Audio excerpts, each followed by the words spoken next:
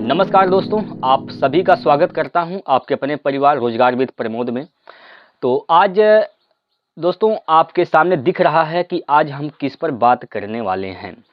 आप सभी का कमेंट रहता था, आप सभी का इंतजार भी था कि कब अग्निवीर के लिए प्रैक्टिस कराएंगे सर। तो अब आपका इंतजार खत्म हो गया, क्योंकि आज से हम शुरुआत कर रहे हैं अग्निवीर का प्रैक्टिस करना। तो जितने भी कैंडिडेट हैं जो अग्निवीर की तैयारी कर रहे हैं, आप सभी लोग जुड़िए और अपनी तैयारी को मजबूत बनाइए प्यारे साथियों। तो चलिए अग्निवीर वाले जितने भी छात्र हैं, आप सभी का हार्दिक स्वागत है आपके अपने इस परिवार में। तो सबसे पहले दोस्तों आप लोग ये जान लीजिए कि आपके एग्जाम में किस किस क्षेत्र से कौन कौन से सब्जेक्ट से क्वेश्चन पूछे जाते हैं और कितने वेटेज रहते हैं क्वेश्चन का। तो यहाँ पर हम बात करेंगे सबसे पहले दोस्तों बात करते हैं मैथ का दोस्तों यहाँ पर क्वेश्चन टोटल 15 क्वेश्चन पूछे जाते हैं मैथ से। साइंस से भी यहाँ पर 15 क्वेश्चन पूछे जाते हैं और जीएस की बात करें तो जीएस से भी 15 क्वेश्चन पूछे जाते हैं। लेकिन यहीं पर अगर रीजनिंग की बात किया जाए दोस्तों, तो रीजनिंग से मात्र 5 क्वेश्चन पूछे जाते हैं। यानी टोटल नंबर ऑफ क्वेश्चन कितने हो जाएंगे, तो 15 या 45 और 5 50, टोटल 50 क्वेश्चन आपके पेपर में पूछे जाएंगे। ठीक है भाई, टोटल कितने क्वेश्चन पूछे जाएंगे? 50 क्वेश्चन पूछे जाएंगे। तो टोटल नंबर ऑफ क्वेश्चन क्या होंगे? 50 क्वेश्चन होंगे। और आपको टाइम कितना मिलने वाला है? तो टाइम 60 मिनट टाइम भी आपको दिया जाएगा। हर एक प्रश्न 2 नंबर का होगा। तो इसमें मार्क कितने हो जाएंगे दोस्तों? यहाँ पर टोटल मार्क जो होगा वह 100 नंबर का होगा। ठीक है, यानी 50 क्वेश्चन आपको अटेंड करने होते हैं 60 मिनट में। तो आपको नंबर कितने दिए जाते हैं? 100 नंबर। हर एक क्वेश्चन 2 नंबर का होता है, इस बात में कोई दिक्कत नहीं है। अब यहाँ पर सबसे वेटेज की बात करें अगर हम लोग दोस्तों, किस किस क्षेत्र को आप मजबूत बना लीजिए। ये 3 क्षेत्र जिसमें 15-15 क्वेश्चन पूछे जा रहे हैं, ये तीनों क्षेत्र आपका मजबूत होना चाहिए अगर आपको इस अग्निवीर आर्मी जीडी में अगर जाना है तो। ठीक है, आपको मैथ आने चाहिए क्योंकि 15 क्वेश्चन है।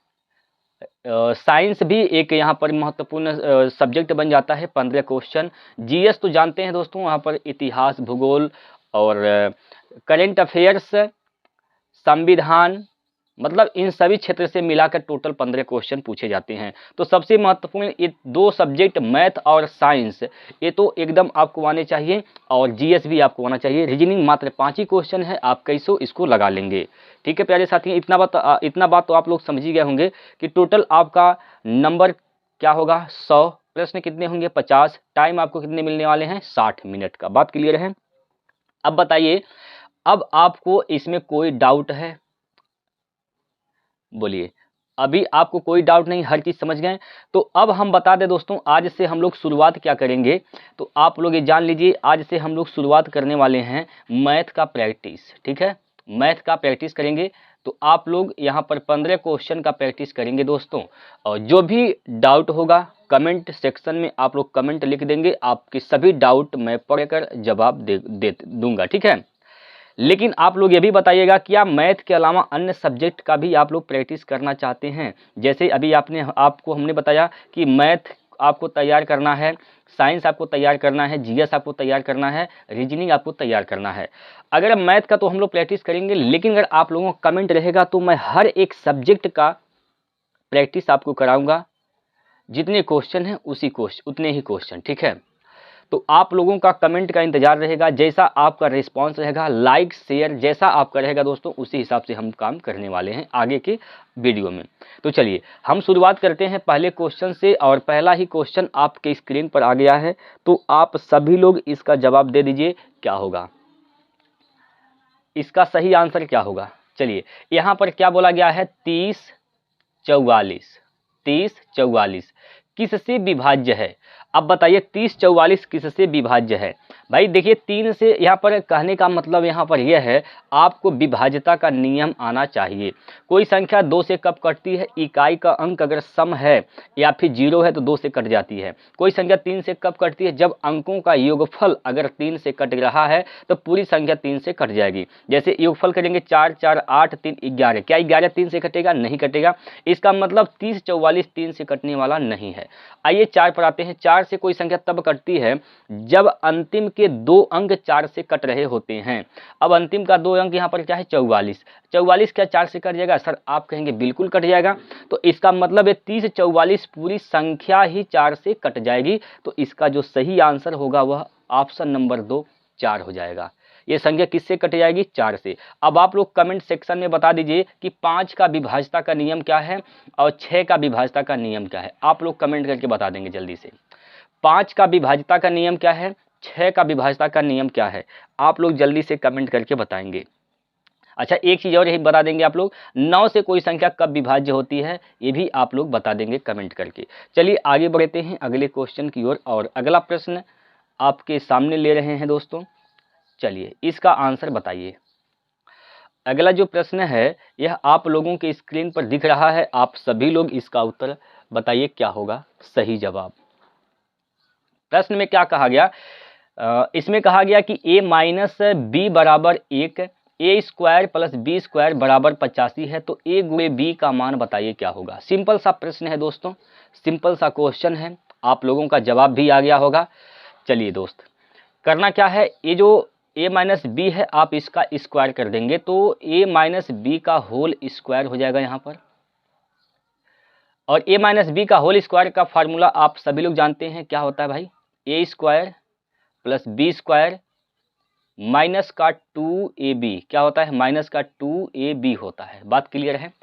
a माइनस बी का मान कितना है तो 1 है, तो 1 का स्क्वायर करेंगे तो 1 ही होगा बराबर ए स्क्वायर प्लस बी स्क्वायर का मान कितना है 85 है, तो यहाँ पर 85 हो जाएगा माइनस का 2ab हो जाएगा।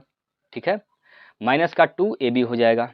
ठीक है, 85 को इधर लेकर जाएंगे बाएं साइड में तो 85 में से घट जाएगा माइनस हो जाएगा, तो इधर क्या हो जाएगा माइनस 85 में से 1 घटाएंगे तो माइनस का 84 हो जाएगा बराबर क्या बचेगा माइनस का 2ab बचेगा, माइनस का 2ab बचेगा। इधर माइनस से माइनस कटेगा, 2 से काटेंगे तो 2 चौको 8 2 दूनी 4 यानी क्या हो जाएगा 42। ab का मान क्या हो जाएगा तो सर आप कहेंगे 42 हो जाएगा, यानी तीसरा जो विकल्प है वही इसका सही जवाब हो जाएगा 42। देखिए इतना ही सिंपल क्वेश्चन आपके पेपर में पूछे जाते हैं, तो आप लोग इस बात को लेकर बिल्कुल भी घबराने की आवश्यकता नहीं है कि पेपर का लेवल क्या होगा प्रीवियस ईयर का, इसीलिए हमने क्वेश्चन लिया है दोस्तों। ये सारे के सारे प्रीवियस ईयर के ही प्रश्न हैं। चलिए आगे जो अगला प्रश्न है यह औसत से रिलेटेड है, औसत पूछा जा रहा है। इसका औसत क्या होगा, औसत के लिए क्या करते हैं, औसत के लिए यानी एवरेज निकालने के लिए करते क्या है, कुल आंकड़ों का योग बट्टे कुल आंकड़ों की संख्या। योग बट्टे क्या होता है संख्या, योग बट्टे संख्या, योग बट्टे संख्या, ये होता है आपका औसत का फार्मूला। बात क्लियर है। तो सबका योग करेंगे भाई 86 88 90 72 76 74 को जोड़ेंगे तो क्या हो जाएगा 6 4 10 10 8 18 2 20 4 24 के 4 हासिल का क्या हो जाएगा 2 हो जाएगा। आइए 7 7 3 12 7 3 21 हो जाएगा, 21 और 9 30 30 हो जाएगा और 8 8 16 30 और 16 क्या हो जाएगा 46 46 और 2 क्या हो जाएगा 46 और 2 क्या हो जाएगा 48 48 ये हो जाएगा। कितनी संख्याएं हैं 1 2 3 4 5 6, 6 से भाग कर देंगे, 6 से भाग कर देंगे दोस्तों। कितनी संख्याएं 6 संख्याएं हैं, एक बार देख लेंगे फिर से, एक बार फिर से देख लेंगे दोस्त। यहाँ पर क्या होगा 6 4 10 2 12 8 20 20 और 6 26, सॉरी ओ योग में गलती हो गया भाई, कितना होगा योग 6 4 10 2 12 8 20 6 26, माफ कीजिएगा दोस्तों यहाँ 6 होगा,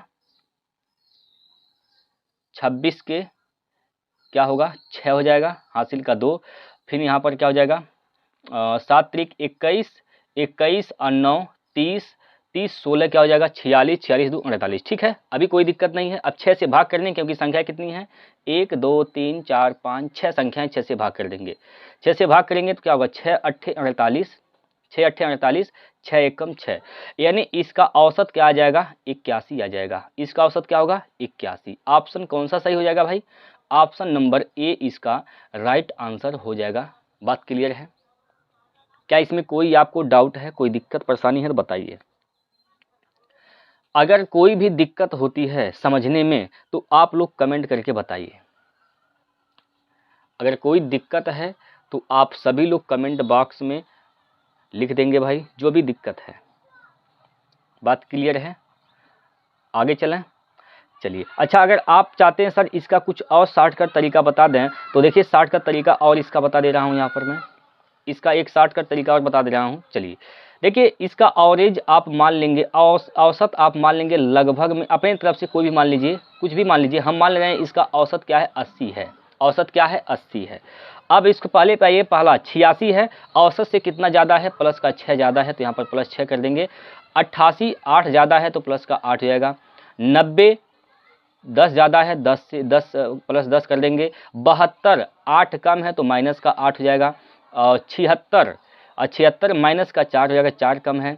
74 माइनस का 6 कम है। बटे कुल कितनी संख्याएं हैं, तो कुल संख्या कितनी है भाई 6 है, तो 6 से इसको भाग दे देंगे, 6 लोगों में बांट देंगे। ठीक है, औसत क्या होता है हर एक का मान होता है, मतलब औसत मतलब होता है यदि प्रत्येक को इतना इतना मिला है, यही होता है औसत। चलिए अब यहाँ से देखिए 8 माइनस है 8 प्लस से कट जाएगा, यहाँ से 6 माइनस है 6 प्लस यहाँ से कट जाएगा। यहाँ से देखिए 10 प्लस है 4 माइनस है तो कितना हो जाएगा 10 माइनस 4 करेंगे तो 6। अब बटे क्या हो जाएगा 6, 6 एक कम 6, ये प्लस का 1 आएगा, यानी औसत में एक क्या करना पड़ेगा जोड़ना पड़ेगा। तो हमने 80 माना था, इसमें एक जोड़ देंगे तो 80 प्लस 1 क्या हो जाएगा 81। ये इसका शॉर्ट फॉर्म हो जाएगा, आप ऐसे भी लगा सकते हैं दोस्तों।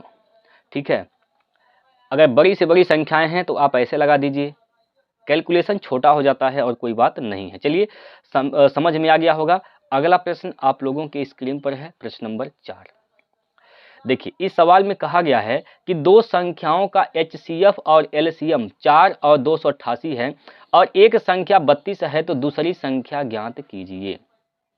देखिए भाई, एक कंसेप्ट होता है पहली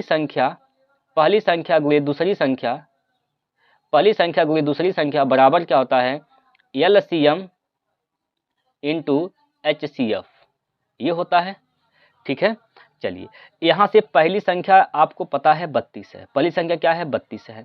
दूसरी संख्या नहीं पता है, दूसरी संख्या निकालना है, बराबर LCM कितना है 4 है, सॉरी LCM क्या है, तो LCM 288 है, माफ कीजिएगा 200 क्या है 88 है, 288।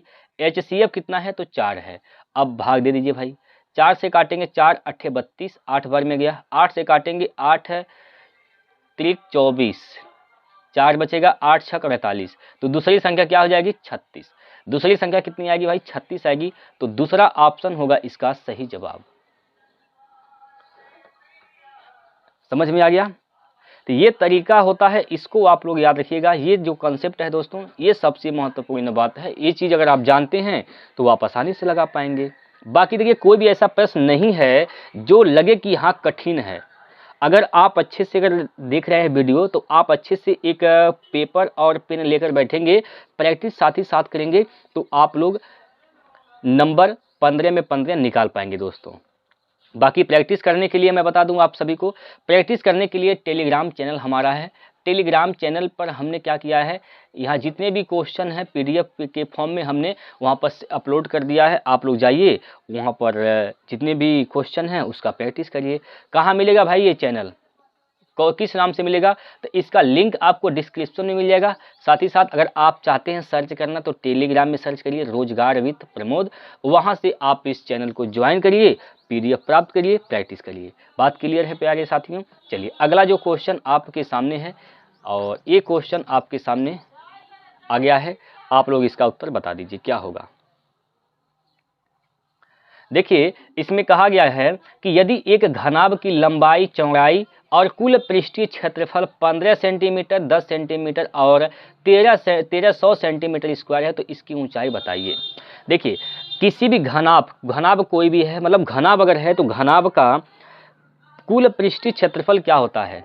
घनाभ का कुल पृष्ठीय क्षेत्रफल होता है 2LB plus BH plus HL बराबर यही कितना दिया है तो 1300 का 1300 के बराबर है, क्योंकि ये कुल पृष्ठीय क्षेत्रफल क्या है 1300 है।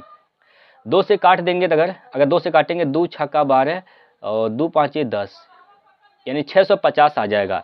लंबाई भाई देखिए यहाँ पर लंबाई दिया है, चौड़ाई दिया है, ऊंचाई का मान निकालना है। लंबाई कितना है 15 है, चौड़ाई क्या है 10 है, तो लंबाई 15 चौड़ाई 10, तो 15 गुणे 10 करेंगे तो क्या हो जाएगा 150 यहाँ पर हो जाएगा, प्लस चौड़ाई क्या है तो 10 है, ये हो जाएगा 10H क्योंकि ऊंचाई निकालना है। लंबाई क्या है 15, ये हो जाएगा 15H बराबर कितना 650, बराबर कितना हो जाएगा तो 650 हो जाएगा। ठीक है, देखिए यहाँ पर 15H है और 10H है, जुटेगा तो क्या हो जाएगा 25H, कितना 15 10 25H बराबर 150 दाएं साइड लेकर आएंगे इधर तो घटा देंगे यहाँ पर तो क्या बचेगा यहाँ पर 500। भाई 650 में से जब 150 घटाएंगे तो 500 बच जाएगा। अब इसको काट देंगे भाई, 25 दूना 50 यानी H का मान कितना आ जाएगा 20 सेंटीमीटर। H का मान क्या होगा 20 सेंटीमीटर, यानी ऑप्शन नंबर 2 इसका सही जवाब हो जाएगा। जरा आप लोग बताएंगे क्या यह सवाल आपको समझ में आया है कि नहीं आया है, कमेंट करके बताइए दोस्त, क्या आपको सवाल समझ में आया है? अगर समझ में आ गया है, ईमानदारी से बता रहे हैं तो आप वाई टाइप कर देंगे कमेंट बॉक्स में, अगर समझ में आ गया है तो। अगर ये सवाल आप लोगों को समझ में आया है तो वो कमेंट में वाई टाइप कर देंगे भाई। चलिए अगला क्वेश्चन आपके स्क्रीन पर ये रहा।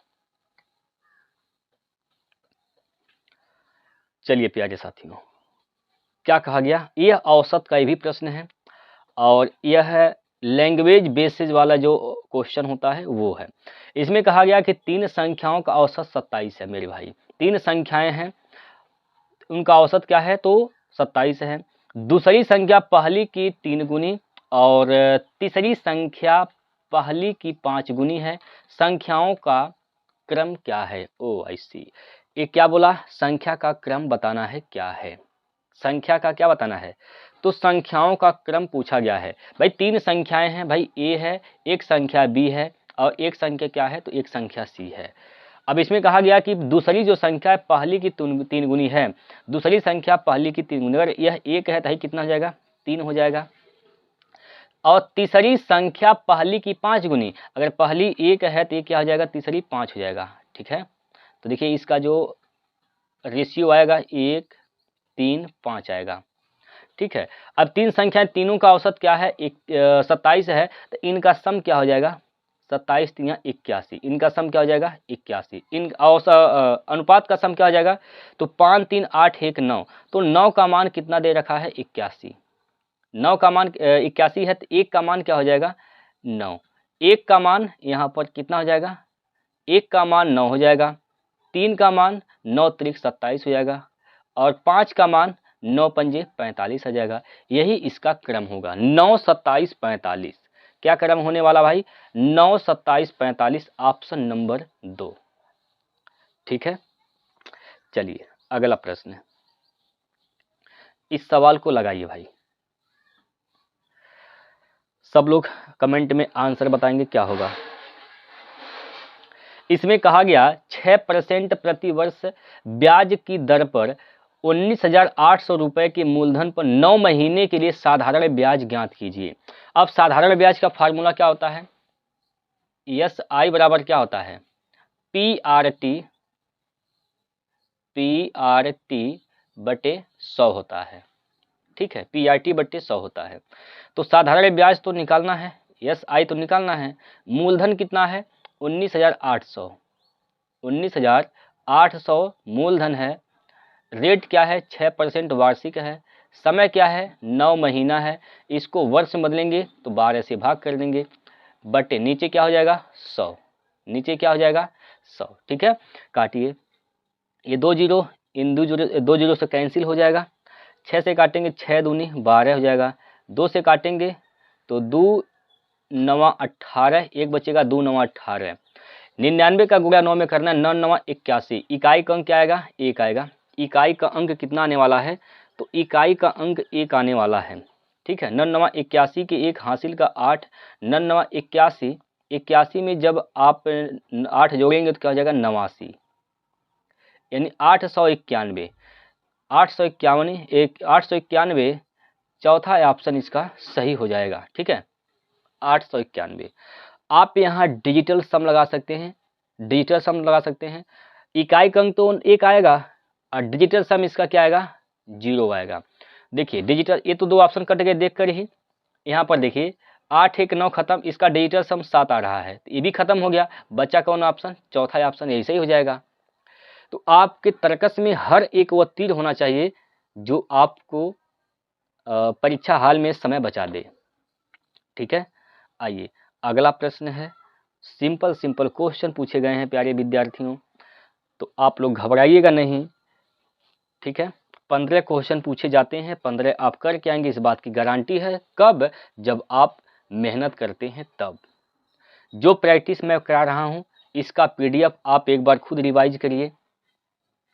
पहले ही पीडीएफ आप लोग ले लीजिए, पहले ही मैं अपलोड कर देता हूँ, वीडियो बनाने से पहले ही मैं पीडीएफ अपलोड कर देता हूँ। पहले आप लोग प्रैक्टिस करिए, जो सवाल फंसता है उसको देखिए, और जो लगाने का बेहतरीन तरीका होता है वह आप जब वीडियो देखेंगे तभी आप समझ पाएंगे प्यारे विद्यार्थी। ठीक है, चलिए अगला जो क्वेश्चन है, यदि ए संबंधी बी बराबर 11 संबंधी 7 है, बी संबंधी सी बराबर 4 संबंधी 19 है, तब ए बी सी का अनुपात बताना है। भाई ए है, बी है और क्या है सी है।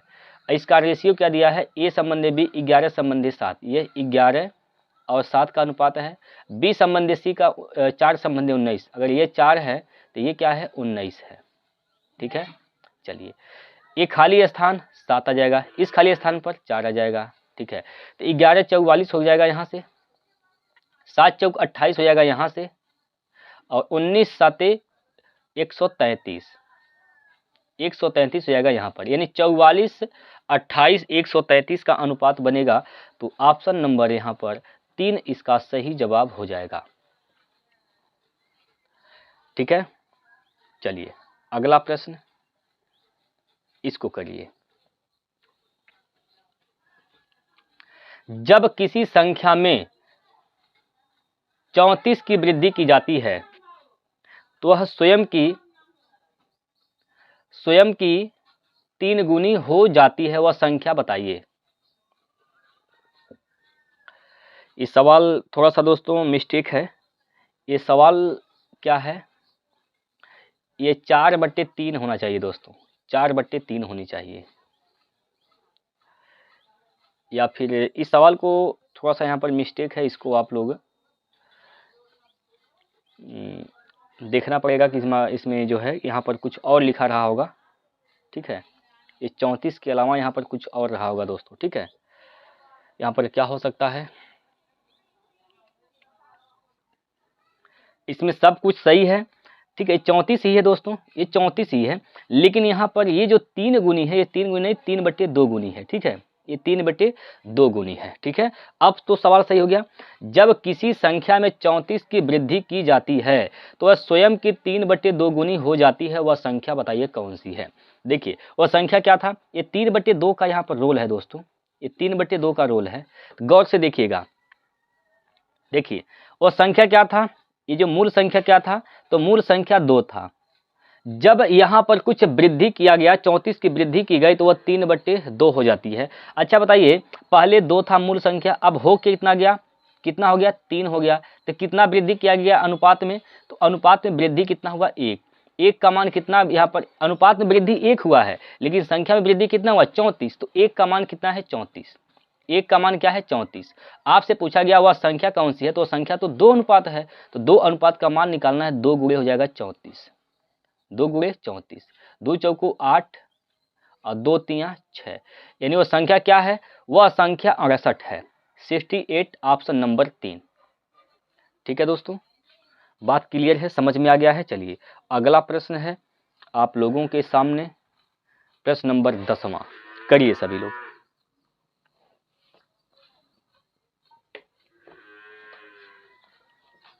देखिए, यदि बेलन की त्रिज्या 7 सेंटीमीटर और ऊंचाई 12 सेंटीमीटर है तो बेलन का कुल पृष्ठीय क्षेत्रफल ज्ञात कीजिए। क्या निकालना है? बेलन का कुल पृष्ठीय क्षेत्रफल। तो बेलन का कुल पृष्ठीय क्षेत्रफल का फार्मूला क्या होता है? सबसे पहले इसका जो बेसिक बातें हैं उसको समझिए। ये है बेलन, ये क्या है दोस्तों? ये एक बेलन है। ये क्या है? तो यह एक बेलन है, ठीक है। हमें कुल पृष्ठीय क्षेत्रफल निकाल, क्षेत्रफल मतलब होता है उसको पूरा पूरा ढकना, यानी आप इस वाले हिस्से को ढकवा करेंगे, इसको तो आप ढकेंगे ही ढकेंगे, लेकिन साथ ही साथ आप इस वाले हिस्से को भी ढकेंगे।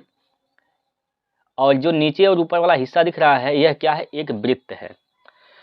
एक वृत्त आप ऊपर ढकेंगे और एक वृत्त नीचे ढकेंगे, यानी वृत्त का क्षेत्रफल भी आपको कवर करना पड़ेगा। तो बेलन का वक्र पृष्ठीय क्षेत्रफल क्या होता है? 2 पाई आर एच होता है। लेकिन आप दो वृत्त का क्षेत्रफल भी ढक रहे हैं तो यहाँ पर 2 पाई आर जुट जाएगा, 2 पाई आर स्क्वायर यहाँ पर जुट जाएगा। यहाँ से अगर कॉमन लेंगे तो 2 पाई आर कॉमन लेते हैं तो एच प्लस आर बच जाएगा। अब मान अगर रखेंगे आप यहाँ तो 2 पाई का मान 22/7 रखना है। और आर क्या त्रिज्या? तो त्रिज्या 7 है। आर एच प्लस आर ऊंचाई कितना है? 12 है और 7 19 हो जाएगा। यहाँ पर 19, 7 से 7 कट जाएगा और ये क्या हो जाएगा? 22 दूना 44, 44 में गुणा किसका करना है? 19 का। 19 चौक 76, इकाई का अंक 6 आएगा, यानी 6 इकाई का अंक आएगा। ये तो पहला ऑप्शन कट गया। 19 चौक 76 के 6 हासिल का 7, 19 चौक 76, 76 में 7 जोड़ेंगे तो क्या आ जाएगा? 7 6 13 83। तो 836 सेंटीमीटर स्क्वायर इसका सही जवाब होगा। 836 यानी ऑप्शन नंबर सी ऑप्शन इसका सही जवाब हो जाएगा। चलिए अगला प्रश्न है, इसको करिए भाई।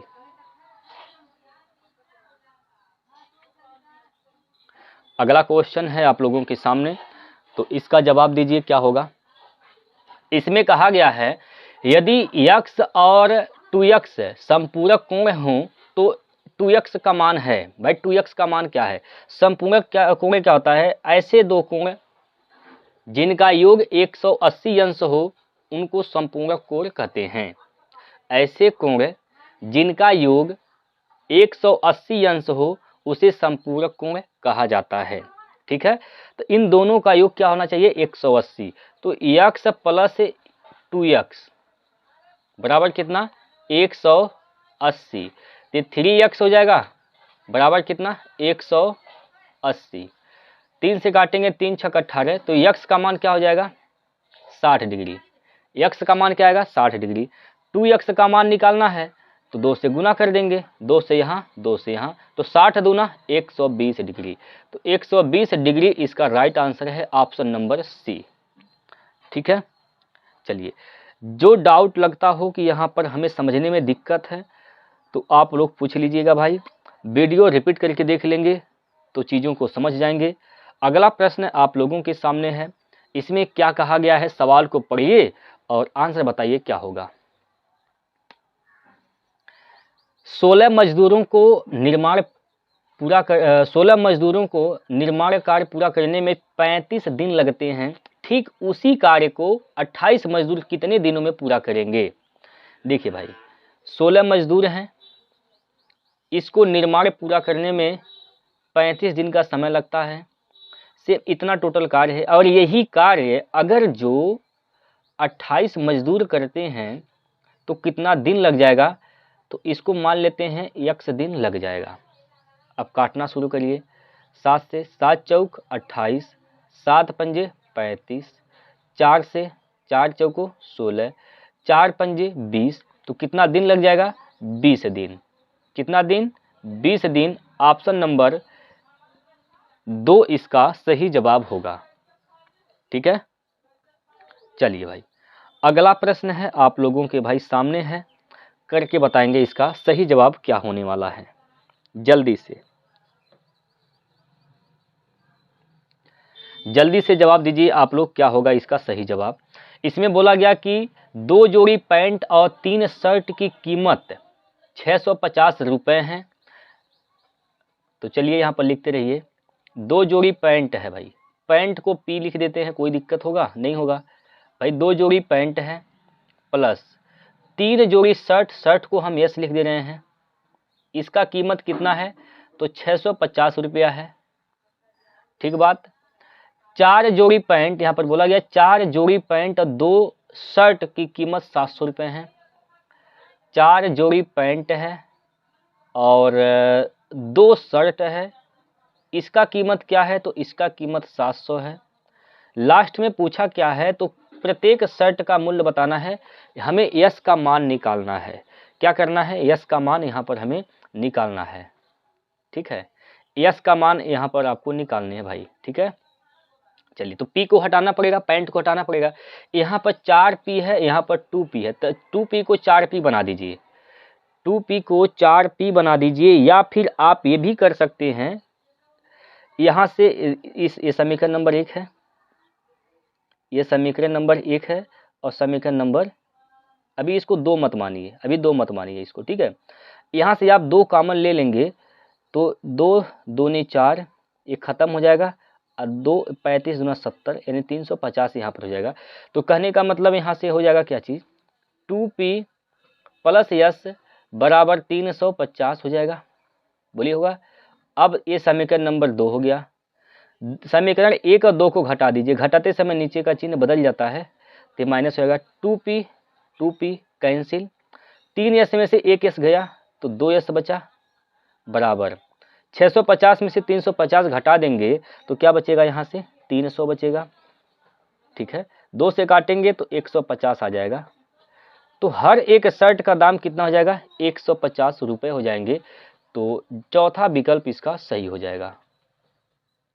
ठीक है, प्रत्येक शर्ट का कीमत पूछा गया है और प्रत्येक शर्ट का कीमत कितना आ गया है, 150 रुपये आ गए भाई, और यही इसका सही जवाब है। अगला क्वेश्चन है आप लोगों के स्क्रीन पर, इसका उत्तर बताएंगे क्या होगा।